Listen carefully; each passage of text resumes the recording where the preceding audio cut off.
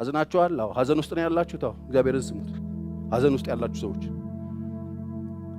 መሬት ላይ የሚኖረው ሁሉ ሳቂታ ሁሉ ሰው ደስተኛ ሊሆን አይችልም አይደለም። ሐዘን ውስጥ ላለ ሰው እግዚአብሔር ድምጽ አለ፣ የሚያጽናና ድምጽ አለ። እነሆ ሁሉን አዲስ አደርጋለሁ ሲል ድምጽ ነው እግዚአብሔር። ስለዚህ ኮንሺየስ ሆናችሁ በመንፈስ ተዘጋጅታችሁ ካልመጣችሁ እግዚአብሔርን አትሰሙት። አሁን ትውልዱ እግዚአብሔርን ከመስማት ይልቅ የሆነ ቲያትር ነገር ይወዳል። ቅድም እንደነገርኳችሁ እንደ ሶሻል ሚዲያ ላይ እንደምናየው ፕራንክ ነው የሚወደው፣ ቀልድ ነው የሚወደው። እግዚአብሔር ይናገራል፣ ሕያው ነው። እግዚአብሔር የሁል ጊዜ አምላክ ነው። አሁንም ትናንትናም ዛሬም ለዘላለም እሱ ሕያው ነው። እግዚአብሔር ይናገራል። አዝናችኋለሁ? እግዚአብሔርን ስሙት።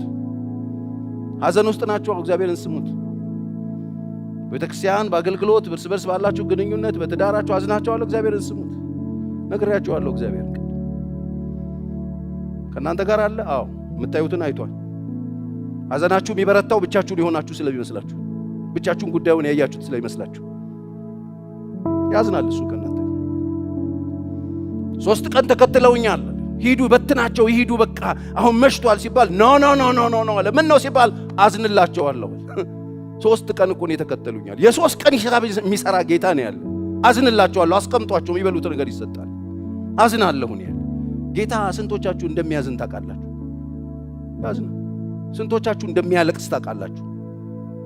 ጌታ ካዘኑ ጋር እንደሚያዝን ስንቶች ታውቃላችሁ?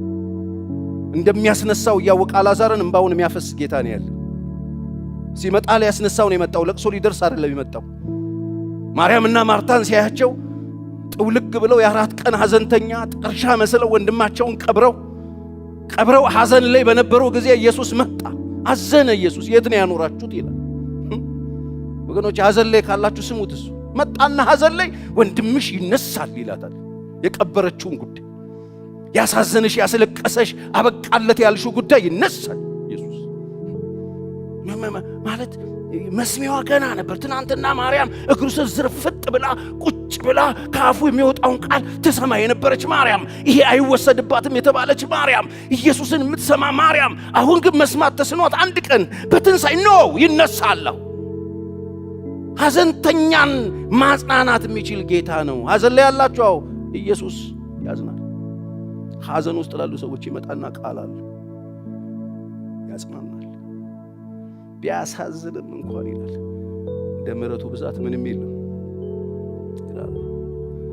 ሐዘን ላይ ያላችሁ ሰዎች ኢየሱስን ትሰሙታላችሁ? ስሙት። ሐዘን ላይ እሱ ይሰማል። ሐዘን ላይ ያሉ ሰዎችን ብዙ ሰዎች ላያዩአቸው ይችላሉ። ጌታ ግን ከሐዘንተኞች ጋር ይቆማል፣ ከጎናቸው ቆሞ ያጽናናል።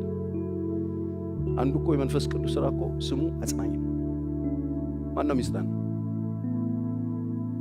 እከሌን እናጽናናው ስንል ምን እያልን ነው? ምን ብሏል ማለት ነው? እከሌ ባይመጣ ብቻውን ሄዶ የሚያጽናና ጌታ እንደሆነ ታውቃላችሁ? አንዱ አጽናኝ ነው። ማጽናናት ይችላል። ማንም ሊያጽናናው የማይችለው ሐዘናችሁን አንዳንድ ሰው አጽናናለሁ ብሎ መጥቶ ሰባብሯችሁ ሐዘን ላይ ሐዘን ጨምሮባችሁ፣ ስብራታችሁ ላይ ስብራት ጨምሮባችሁ፣ መከራችሁ ላይ መከራ ጨምሮባችሁ፣ ግራ ጋብቷችሁ ክርስትናችሁን ጥያቄ ውስጥ ጥሎባችሁ ነው የሚሄደው። አንዳንድ ሰው አላዋቂ ሳሚ ይሆናል። ይመጣና አጽናናለሁ ብሎ። እኔ አንድ ጓደኛ አለኝ፣ ዳግማዊ አሰፋ ታውቁታላችሁ። በጥይት ተመቶ ዊልቸር ላይ ወደቀ ወንድሜ። እሱ ተታመመበት ጊዜ ሰዎች እናጽናናለን ብለው እየመጡ ካገኛችሁ አንብቡት። ያልተፈቱ ሰንሰለቶች የሚገርም አይነት ጠያቂዎች አሉ። ሊያጽናኑ መጥተው አይዞ እግዚአብሔር ስለሚወድህ ነው ይሉት። አንድ ቀን አንዱ መጥቶ አይዞ እግዚአብሔር ስለሚወድህ ነው አለው። አንዷ ደግሞ እዚህ ጋር ቁጭ ብላ እየጠየቀችው ነው። ስለሚወድህ ነው እንደዚህ ያደረገው? አዎ እግዚአብሔር ይወዳል።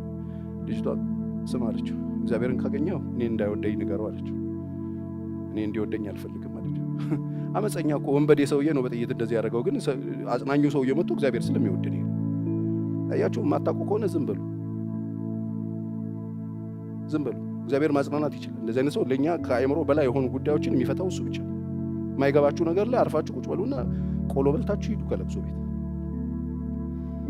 አንዳንድ ሰው አጽናናለሁ ብሎ መጥቶ ሰዎችን እንዴት ገሏቸው እንደሚሄድ ማጽናናት ግን የሚያውቅበት ድንቅ ጌታ አለ። አሜን። ሁሉንም የሚያውቅ የልብ አድርስ። አሜን። እሱ ያጽናናል። ሐዘን ውስጥ አላችሁ፣ እግዚአብሔርን ስሙት። ምን እያላችሁ? በጤና ማጣት ውስጥ አላችሁ፣ ግራ ገብቷችኋል፣ የሆነ ኮምፕሊኬትድ የሆነ ነገር ውስጥ ያላችሁ፣ ተው መፈታት አይችልም ያላችሁበት ነገር ግራ ገብቷችኋል። እግዚአብሔርን ስሙት፣ እሱ ያጽናናል። ቀርቦ ወደ ልብ ቀርቦ ማንም የማይገባበት ቤት ውስጥ ገብቶ ማጽናናት የሚችል አይዞ ካለ አይዞ አንድ የሚያነሳ ይነሳል ካለ ይነሳል ያለው ነገር የእውነት የሆነለት ስንቶች ናቸው እናጽናናለን ብለው መጥተው ይሄውልሽ ይሄ ሰው የሞተን ሰውዬ አስነሳዋለሁ ብለው ቀልደው ጮኸው የሞተው ሰውዬ ተቀብሮ ሰዎቹ ይነሳል የተባሉ ሰዎች ልባቸው ተሰብሮ የቀሩ ቁጥር ስፍር የላቸው ወገኖች። ጌታ ሲያጽናና ግን ያጽናናል። በሐዘን ውስጥ ስትሆኑ እግዚአብሔርን ስሙት። በጎቼ ድምጼን ሰማሉ። ለምን ስብር ብለው እግራቸው ተሰብሮ በጎቹ ስርቻ ሲወድቁበት በበትሩ ጎትቶ አውጥቶ በሸምበቆ አስሮ አቅፎ መሄድ የሚችል ጌታ ነው እኮ የምናመልከው።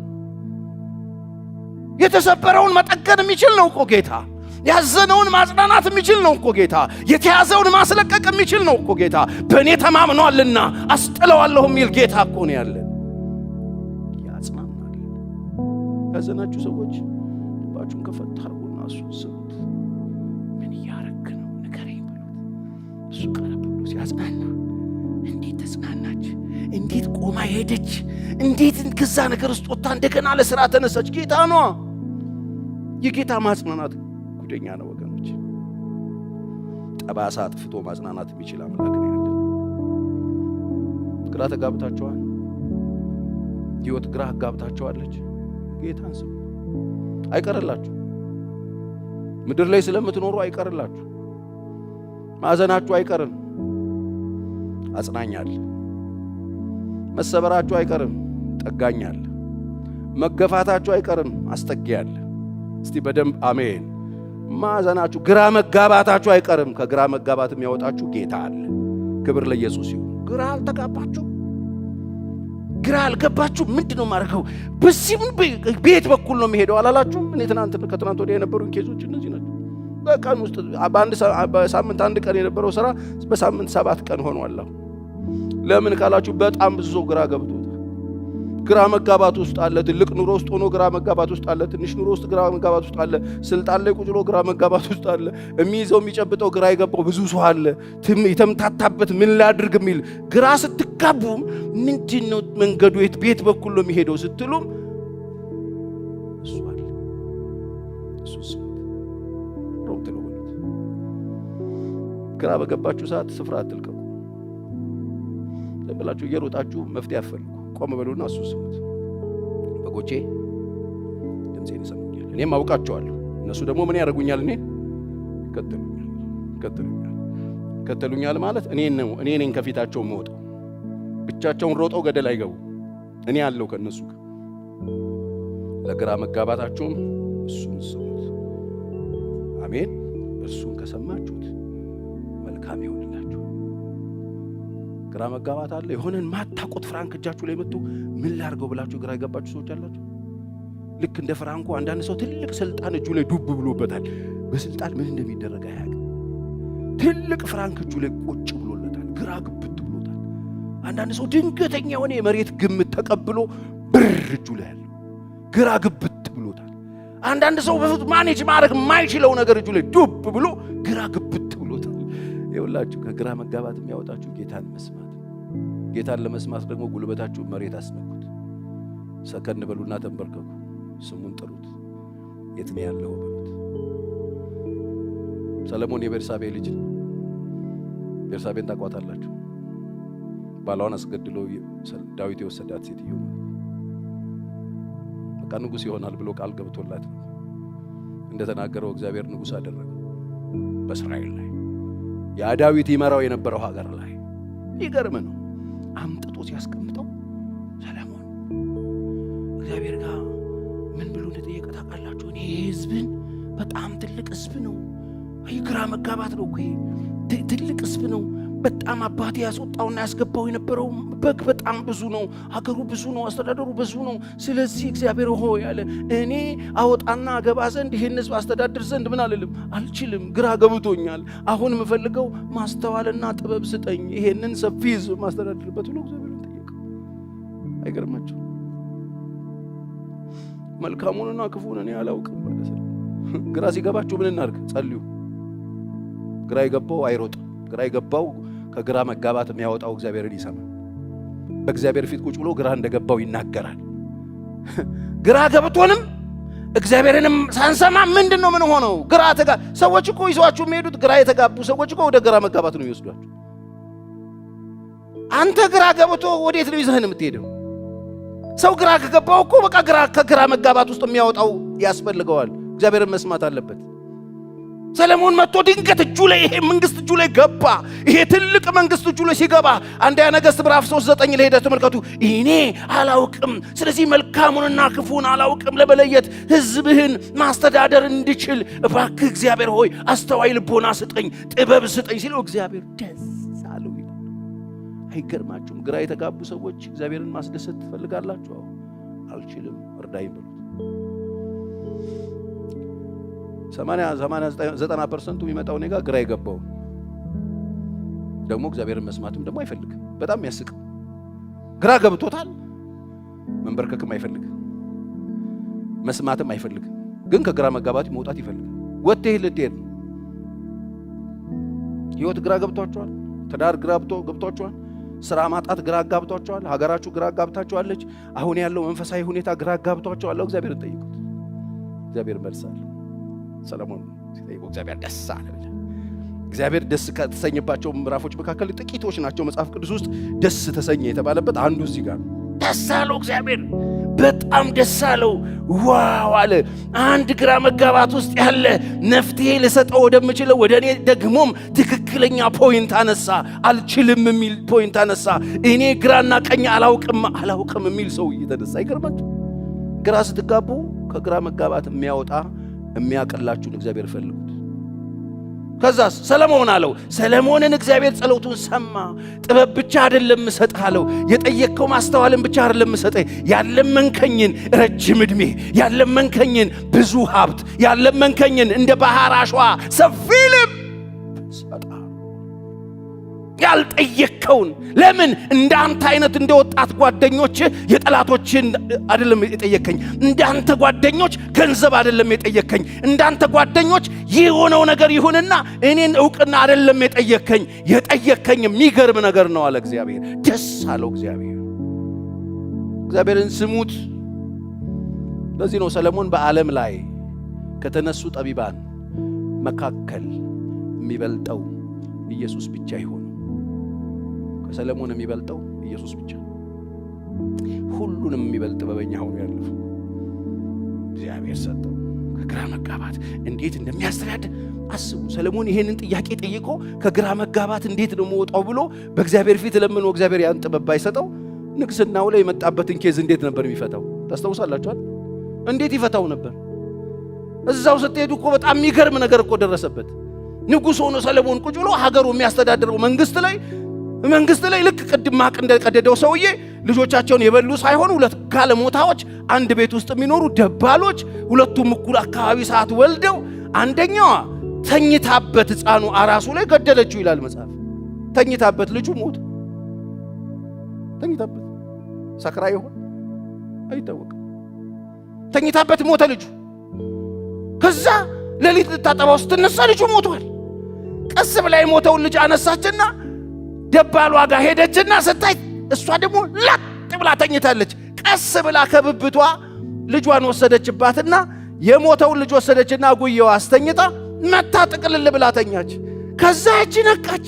ሲነጋ እሷም ተነስታ ልታጠባ ስትፈልግ ሞቷል ልጁ። ከዛ በጣም አዝና በብርሃን ስታየው ይሄማ የኔ ልጅ አይደለም አለች። የሞተው የኔ አይደለም አለች። ስታይ ይሄ ነው የኔ ልጅ አለች። ዘርበዛ አለች። ተመልከቱ ይሄ እንዴት ነው የሚፈታው? በቃ ተካሰሱ። ልጅ ጎረቤት ሰማ። ተዛ ተያዘ። ጉዳዩ ሲሪየስ ሆነ። ጉዳዩ ሰለሞን ጋር መጣ። አንድ የሞተ አንድ ሕያው ልጅ ይዘው መጡ። ሁለቱም ያለቅሱ ሰዎች፣ ሁለቱም ነው በሚዘሩት፣ እቺ በመሰረቋ እቺ በመሞቱ።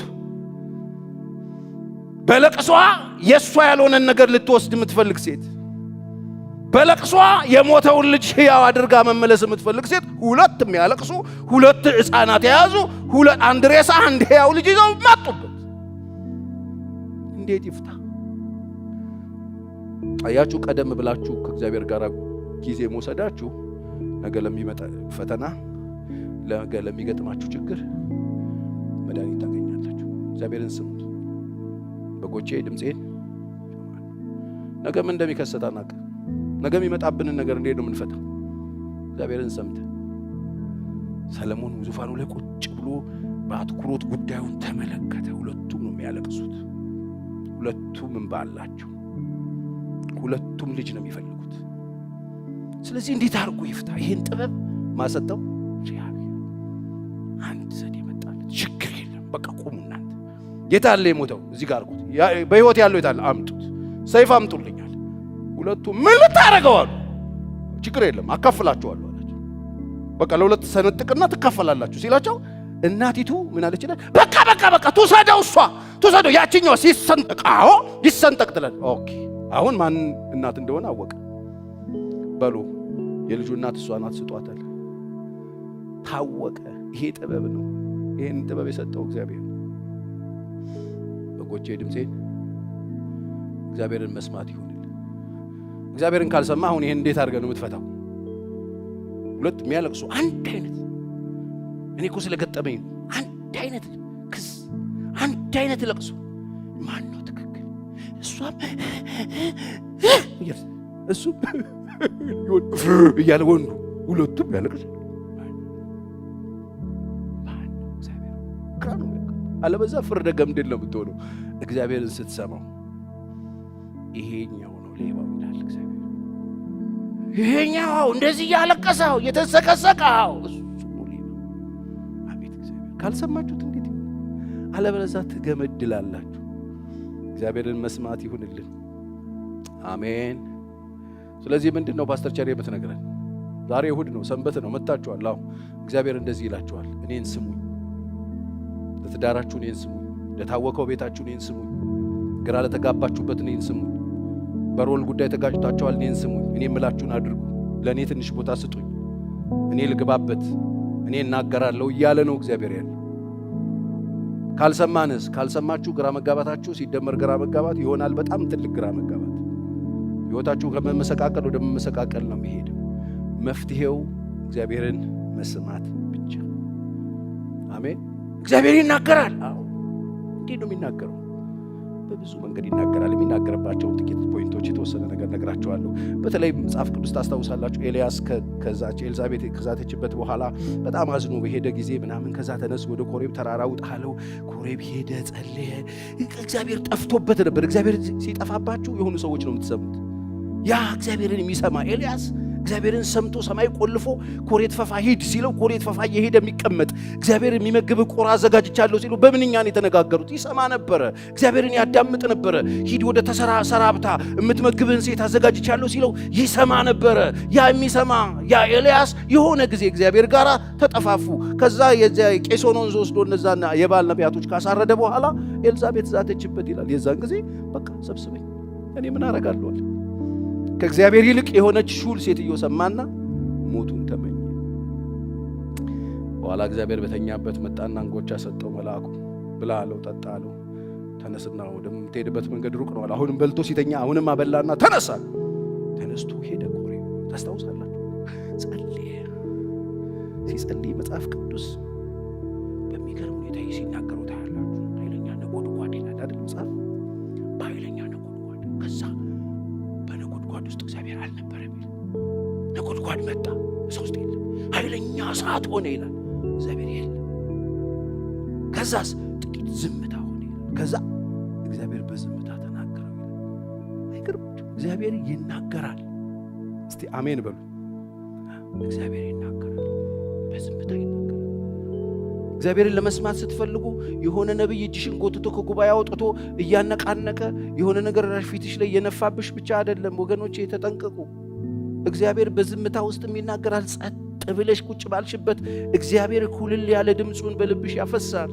ልትወስኝ ያለው ጤነኛ ያልሆነውን ውሳኔ በውካታ በጩኸት በኳኳታ ውስጥ ምናምን ልታደርግ ያለውን ነገር እግዚአብሔር ያስቆምና በጸጥታ በዝምታ ውስጥ መጥቶ ስክን ያለ ቃሉን ስክን ያለ እውነቱን እግዚአብሔር መናገር ይችላል።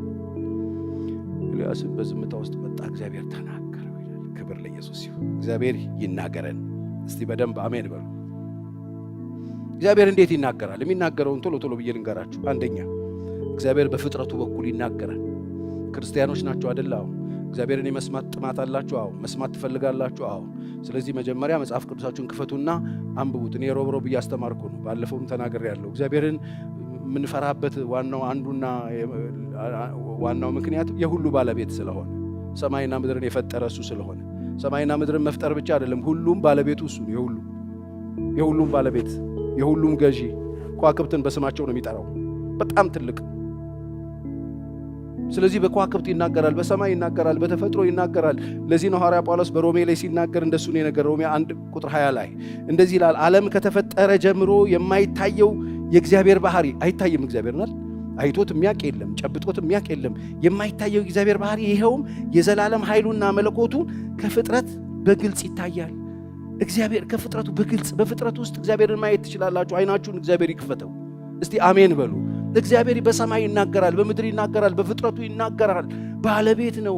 አለ የለም አትጫወቱ። በፀሐይ ይናገራል፣ በሰማይ ይናገራል፣ በፍጥረቱ ይናገራል። በሰው እግዚአብሔር ከሰማችሁት ጆሮአችሁን እግዚአብሔር ይክፈተው። በፍጥረቱ እግዚአብሔር አምላክ ራሱ ማንነቱ ይታያል። ስለዚህ ሰዎች ማመካኛ የላቸውም። እግዚአብሔር አልነገረኝም፣ ለእኔ አላወራልኝም እንዳይሉ እግዚአብሔር በፍጥረቱ እየተናገረ፣ ሰባኪ የሌለበት ቦታ ላይ እግዚአብሔር በፍጥረቱ ይናገራል። በአዋፍ ይናገራል፣ በከዋክብት ይናገራል፣ በፈጠረው ራሱ በሚያፈሰው ፏፏቴ ይናገራል፣ በምድር ይናገራል።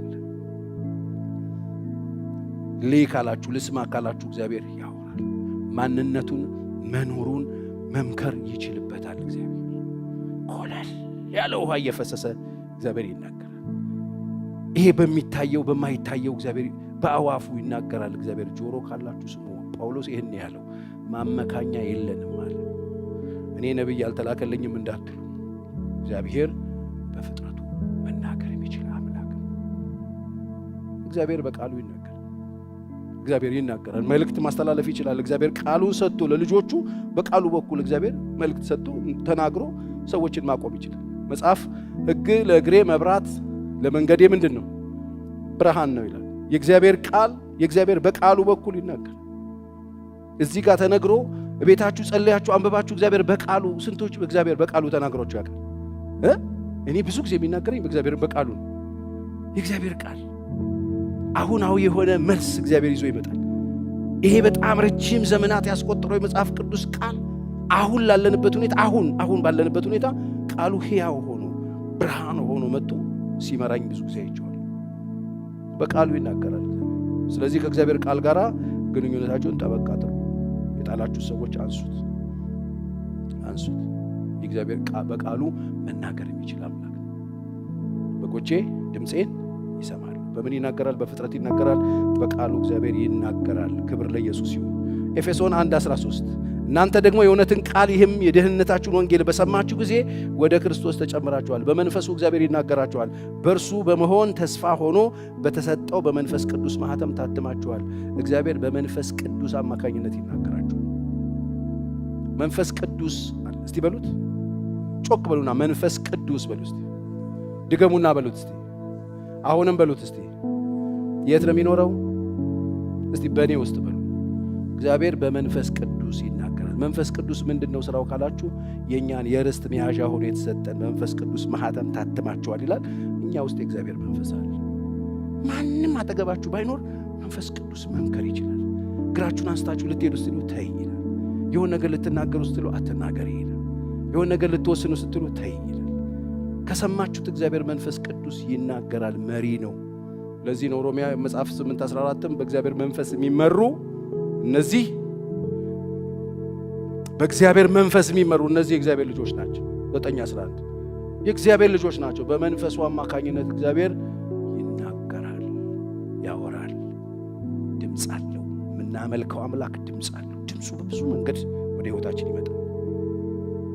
በሌሎች ሰዎች ተናግሯቸው አያውቅም። እኔ በቀደም ስፖርት ቤት ለሆነ ልጅ እየመከርኩት ስጨርስ ይሄኛው ስለ እኔ እኮ ነው ያወራው አለ። ክርስቲያን አይደለም እና በጣም ትልቅ ትምህርት የተማርኩት አለ። በጣም ነው ያስደነገጥከኝ አለ። እግዚአብሔር ይናገራል። እርስ በርስ በወንድማማቾች በሰዎች እግዚአብሔር ይናገራል። እኔ ድሮ በታክሲ ስጠቀም ታክሲ ውስጥ ቁጭ ብዬ እያወራው እዚህ ጋር ላለው ሰው እያወራው እዚህ ጋር ከኋላ ነክቶኝ ሰው እያለቀሰ ያው ተወለው በሙሉ እግዚአብሔር ስለኔ ነው ስልክ ይኖራል ይሉኛል። ባንኬ የሚባል ታውቃላችሁ? ለዚህኛው ስትሄዱ እዚህኛው እግዚአብሔር በሰዎች ይናገራል። እርስ በርሳችን አንዳችንን በአንዳችን ይናገራል። እኔ እዚህ ቤት በጣም በብዙ ሰው እግዚአብሔር ተናግሮኝ ያውቃል። ንግግሩን ድምፁን ሰምቼ ያውቃል። ምን ሰማው ለቀልድ አይደለም፣ ለመታዘዝ፣ ለመኖር፣ ለመቆም፣ ቀጣይ ለመሄድ እግዚአብሔር እንዲጠቀምብን። አሜን። ስለዚህ እግዚአብሔር በምን ይናገራል? እግዚአብሔር የሚናገረው በወንድሞቻችሁ ይናገራችኋል። የግድ የሰራዊት ጌታ እግዚአብሔር ማለት አይጠበቅብን። አንዳንድ ጊዜ በምክር ቃል እግዚአብሔር ይናገራል። ለአንዱ በተነገረው ቃል አንዱ ይሰማል። እኔ አሁን ባለፈው ያወራሁት ምንድነው? ስማ አልኩት፣ አንተ ሰውዬ ስርዓት ብትይዝ ጥሩ ነው። ይሄ በጣም ውርጋጥነትን አቁም። እንደዚህ ነው ያወራሁት በዚህ ቋንቋ። አቁም። እነዚህ ልጆችን በኋላ አባት እንዳታሳጣቸው።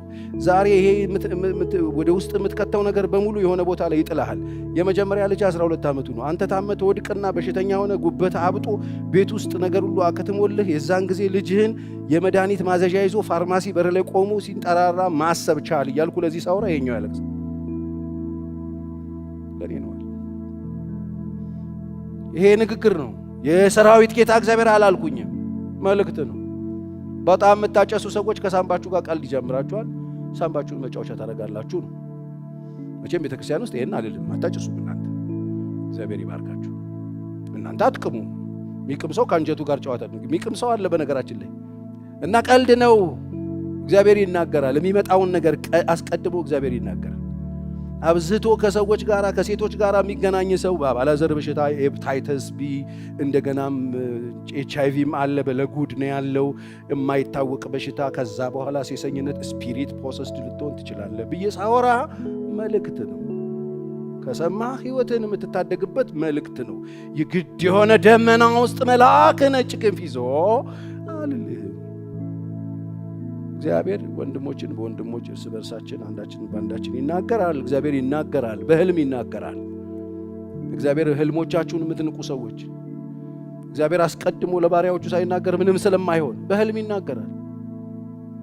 እስቲ ህልም አይቶ የሚያውቅ ለምን እንደጠየቁ ታውቃላችሁ? ህልም አይቼ አላውቅም የሚል ሰው ስላገኘው ማለት ነው። እስቲ ህልም አታውቁም? እስቲ ከፍ አድርጉት። አዎ ህልም ምንድነው? በቴሌቪዥን ማታ ማታ ከምሽቱ 3 ሰዓት የሚታይ ነው። ህልም ሄዳችሁ ተከራይታችሁ ነው፣ በሲዲ ነው የሚመጣው። ህልምን የሚሰጥ በህልም እግዚአብሔር ይናገራል። በነገራችን ላይ ህልም ማለት በደንብ ስሙኝ፣ ህልም ማለት ጤነኛ ሰዎች፣ ይሄ ዝም ብሎም ያልሙ ሰዎች፣ በአንድ ሌሊት 8 የሚያዩ ሰዎች አሉ። እናንተ ወይ ጸሎት ወይ ጸበል ነው የሚያስፈልጋችሁ። ቅዠታም ሰዎች አሉ። ይሄንን ፍታው፣ ይሄንን ዘጠኝ ያንቺን 9 እብደት እኔ አልፈታም። አንዳንድ ሰው በቃ የመጨረሻ የሚገርም ሰው አለ። እንደዚህ የሚባል የለም። እሱ ወይም ጮሆ የሚወጣ ነገር ሊኖር ይችላል። የምሬ ነው ማውራላችሁ። እንዴ አተኙም እንዴ? ከጫፍ እስከ 9 ተከታታይ ኤፒሶድ እንዴ ፊልም ነው። ህልም መልእክት ነው። ህልም ማለት በሰማያዊ ስፍራ ወይ ሰማያዊ ስፒሪቹዋል ዓለም ላይ ሊሆን ያለ ህልም ማለት እየተቀመመ ያለ መጥፎ ከሆነ ጸልየን የምናስቀረው፣ መጥፎ ከሆነ ጥሩ ከሆነ ደግሞ ጸልየን የምናስፈጽመው ማለት ነው። መጥፎ ህልም አይታችሁ እመጣላችኋለሁ በህልሜ ኖ፣ እግዚአብሔር እኮ ቀድሞ ኢሜል ተደረገላችሁ። ጠላታችሁ እንዲህ አይነት ጉድጓድ ቆፍሮባችኋል ከተባላችሁ በርከክ ብሉና ተዋቱ አርጉት። መረጃ ደረሳችሁ ማለት ነው። በዚህ በኩል ጦርነት አለ ብሎ ታስታውሳላችሁ። ኤልሳ ሲናገር እንትኑ በዛ በኩል ይቀየስ ነው። መልእክት ነው እኮ የሆነ ነገር አለ ስትባሉ ክፉ ነገር ቶሎ ብላችሁ ከሰማችሁ በኋላ እርምጃ መውሰድ ነው። እዛ ላይ መጸለይ ነው። የሚያጾም ከሆነ ጾማችሁ በእግዚአብሔር ፊት ዲሳይድ እንድታረጉ ነው እንጂ ክርፈፍ ብላችሁ አይቼው ነበር እያላችሁ የምትገቡበት አይደለም። እግዚአብሔር በህልም ይናገራል። ዮሴፍ በ17 ዓመቱ ነገ በህይወቱ የሚሆነውን ነገረው። በህልም ነገረው፣ አወራለት በህልም ያየውን ህልም ነገራቸው። ወንድሞቹ የመጣበትን ታውቃላችሁ። ህልሙ ተፈጸመ አልተፈጸመ? በብዙ ፋይት ውስጥ ቢሆን እግዚአብሔር የተቆረጠ ነገር ስለሆነ መልካም ስለሆነ ተፈጸመ። እሱ ህይወቱን ጥርት አድርጎ ያዘ። የተባለው ነገር ሆነ። በህልም እግዚአብሔር ይናገራቸው። ህልሞኞች እግዚአብሔር የነገራችሁ ነገር ምን አለ? ችክ አትበሉ። በአካል በሰዎች ተነግሯችሁ ብዙ አልገባ ያላችሁ ነገር ከራሱ ሊሆን ይችላል እና ምን ስትሉ ህልም የሆነ ሰውዬ ቁጭ ብሎ ከቤት እንትን አድርጎ ሀካ አድርጎ ገብቶ የሚያሳየው አይደለም። እግዚአብሔር በህልም ሲያወራላችሁ ነቃ በሉ፣ ወይ ደግሞ በትክክለኛ ቦታው ውሰዱና አስፈቱት። በዚህ ጉዳይ ያላቸው ህልም መፍታት የሚችሉ መንፈሳዊ ሰዎች ስላሉ ለዚህ ነው እኮ ግራ የተጋባውን ንጉስ ህልም ይፈታ በሰማይ አለ አለ። ዳኒ ሲፈታ ትዝ ይላችኋል። ይሄ ነው በቃ የሚሆነው፣ ይሄ ነው የሚመጣው ዘመን ላይ ይሄ ነው የሚሆነው። ህልመኛው ዮሴፍ ህልም መፍታት ይችላል። ህልም ምን አይነት ነገር ይዞ እንደሚመጣ ያውቃል። እግዚአብሔር በህልም ይናገራል። በጎቼ ድምፄን ይሰማሉ። በቃል ነገርኳችሁ። በፍጥረት ይናገራል፣ በቃሉ በኩል ይናገራል፣ በመንፈስ ቅዱስ አማካኝነት ይናገራል። እርስ በርሳችን አንዳችን በአንዳችን ይናገራል። በህልማችን እግዚአብሔር ያወራልናል።